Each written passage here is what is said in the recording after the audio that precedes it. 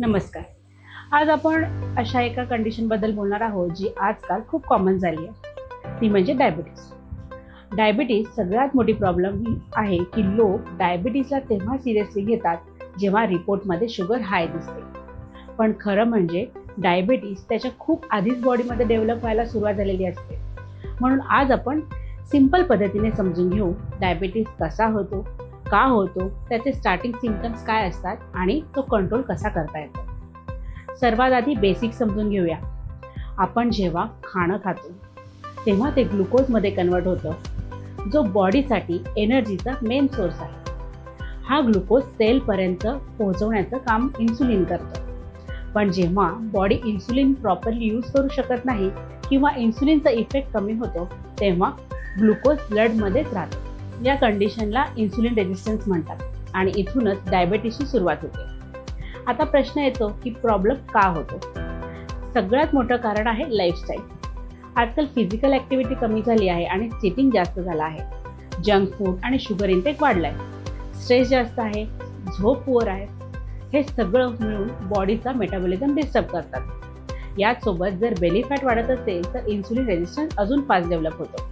जेनेटिक्सचा role असतो, पण diabetes फक्त जेनेटिक्समुळे होत नाही. लाईफस्टाईल त्याला ॲक्टिवेट करते. याच कन्सेप्टवर माधोबागचा अप्रोच बेस्ड आहे, जिथे डायबिटीसला फक्त शुगर कंट्रोलचं डिसीज न मानता मेटाबॉलिझम डिसऑर्डर म्हणून पाहिलं जातं आणि लाईफस्टाईलवर डाएटमधून मॅनेज व रिव्हर्स करण्यावर फोकस केलं जातं. आता बोलूया स्टार्टिंग सिम्पटम्स काय असतात. सगळ्यात कॉमन सिम्पटम म्हणजे वारंवार लघवीला येणं.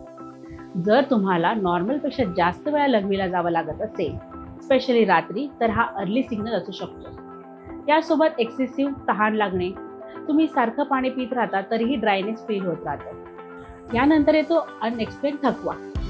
तुम्ही जरी जास्त काम केलं नसलं तरी बॉडी हेवी वाटत राहते, एनर्जी लो राहते, कारण ग्लुकोज सेलपर्यंत पोहोचत नाही. आणि एक साईन म्हणजे वारंवार भूक लागणे. तुम्ही खाल्ल्यानंतरही लवकर भूक लागते. वेट चेंज सुद्धा एक सिग्नल असू शकतो.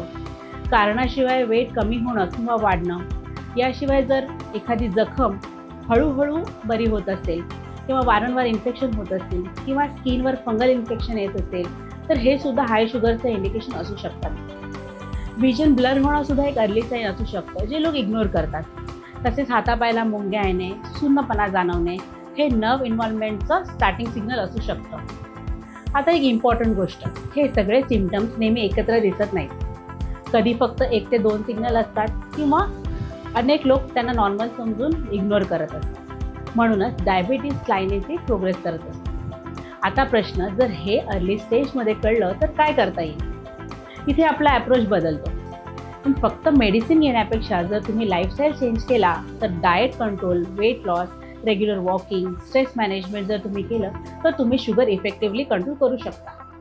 आणि अर्ली स्टेजमध्ये अनेक केसेसमध्ये मेडिसिन कमी किंवा बंदसुद्धा होऊ शकतात. याच दिशेने माधवबागचा डायबिटीस रिव्हर्सल प्रोग्राम काम करतो, जिथे पेशंटचं कम्प्लीट इव्हॅल्युएशन करून पर्सनलाइज डाएट, लाईफस्टाईल चेंजेस आणि थेरपीज दिल्या जातात, ज्यामुळे इन्सुलिन रेजिस्टन्स कमी होतो आणि शुगर नॅचरली कंट्रोलमध्ये येते.